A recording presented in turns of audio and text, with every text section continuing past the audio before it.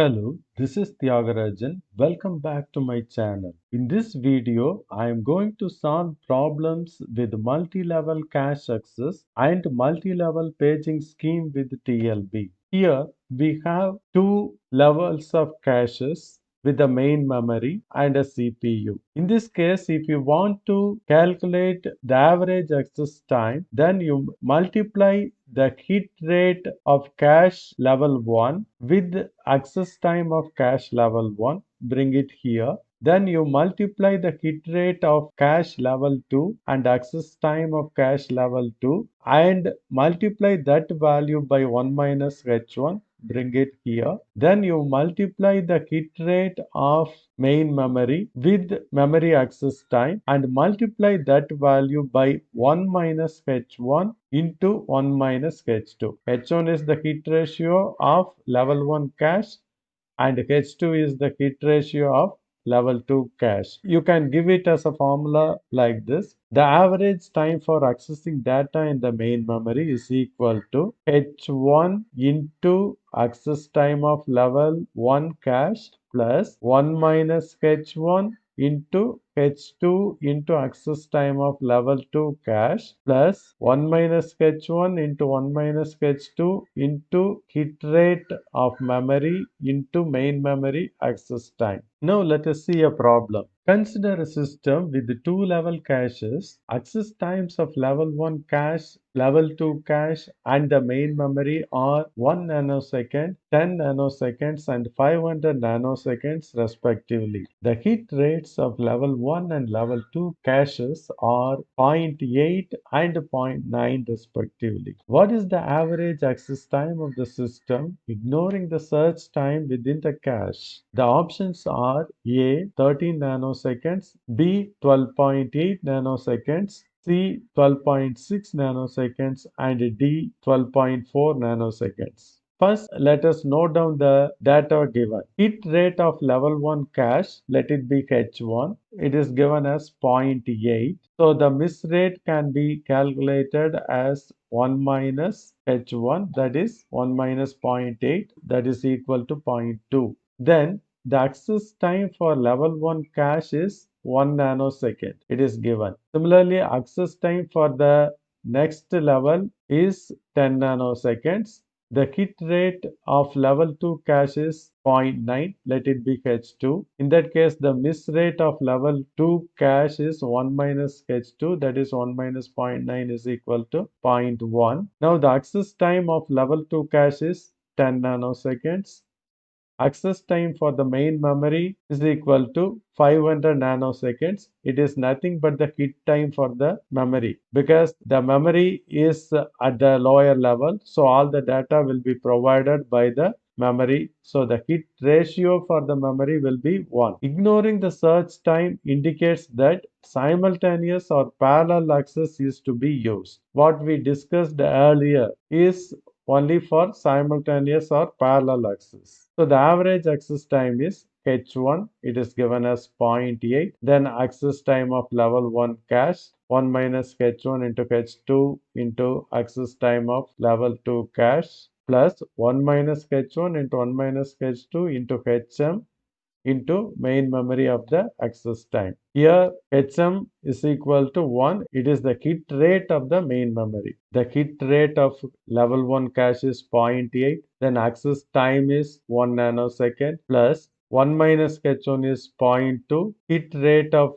level 2 cache is 0.9. It is given here. And access time of level 2 cache is 10 nanoseconds plus 1 minus h1 is 0.2, 1 minus h2 is 0.1, it is given here, into hm is 1 because main memory is at the lower level. So all the data should be provided by the main memory. So the hit rate of the main memory is 1 here. And main memory access time is 500. If you solve this, you will get 0.8 plus 1.8 plus 10, that is 12.6 nanoseconds. That is option C, 12.6 nanoseconds is correct. Now let us see an example for multi-level paging scheme with the TLB. Consider a three-level paging scheme with the TLB. Assume no page fault occurs. It takes 20 nanoseconds to search the TLB and 100 nanoseconds to access the physical memory. If TLB hit ratio is 80%, the effective memory access time is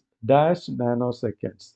We have to solve this problem and find out the memory access time. The effective access time is given as TLB hit ratio into time to search plus TLB plus time to access the main memory plus TLB miss ratio, that is 1 minus TLB hit ratio into time to search in the TLB plus time to bring the new page table from the main memory plus time to access the main memory. If more than one level of paging is used, then the time to bring the new page table from the memory should be multiplied by the number of levels. Here, three-level paging scheme is used, so time to bring the new page table from the memory should be multiplied by 3. Let us note down the given data. TLB hit ratio is 80%. That means 80 by 100. That is 0.8. Then time to search TLB is 20 nanoseconds. It is given. Then memory access time is 100 nanoseconds. So the effective access time is TLB hit ratio, that is 0.8 into time to search the TLB is 20 nanoseconds and the memory access time is 100 plus 1 minus TLB hit ratio, that is 1 minus 0.8 into time to search the TLB is 20 nanoseconds and time to bring the new page table from the memory. Since we have three-level paging scheme, 3 into 100 plus time to access the memory is 100. So that will be equal to 96 plus 84 is equal to 180 nanoseconds. So the answer is 180 nanoseconds. Now let us see some of the MCQs. An address in the main memory is called A. Physical address, B. Logical address, C. Memory address, D. Word address. The address in the main memory is called as physical address. So the correct answer is A. Physical address. TLB is a dash, A. Software, a high-speed cache, C. Memory page, a data buffer. The correct answer is option B, that is high-speed cache. A page fault occurs when A. There is an error in a specific page, a program accesses a page of main memory, a program accesses a page not currently in the main memory, D. A program accesses a page belonging to another program. The correct answer is C. A program accesses a page that is not currently in the main memory. Let us see the next one. Virtual memory consists of A. Static RAM, B. Dynamic RAM, C. Magnetic memory, D. None of this. The virtual memory consists of a static RAM. Virtual memory is dash. Option A, an extremely large main memory, an extremely large secondary memory, an illusion of extremely large memory, a type of memory used in supercomputers. Virtual memory is an illusion of extremely large memory. That is option C is correct. Which one of the following is the address generated by the CPU? Physical address, absolute address, logical address, none of the mentioned.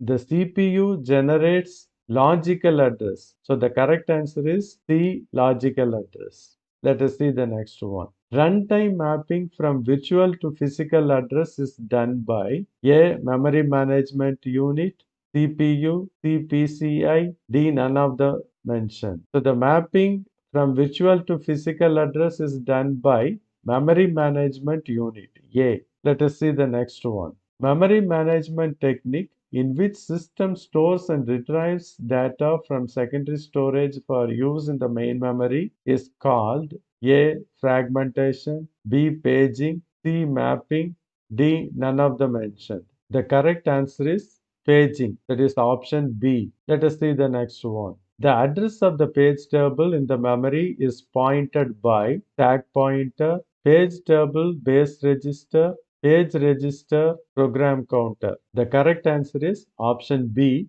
page table, base register. Let us see the next one. Program always deals with a logical address, B, absolute address, C, physical address, D, relative address. The correct answer is logical address. The program will be stored only in the logical address. So A is the correct one. If the content of this video is useful, please press like button and share to your friends or students who are studying engineering.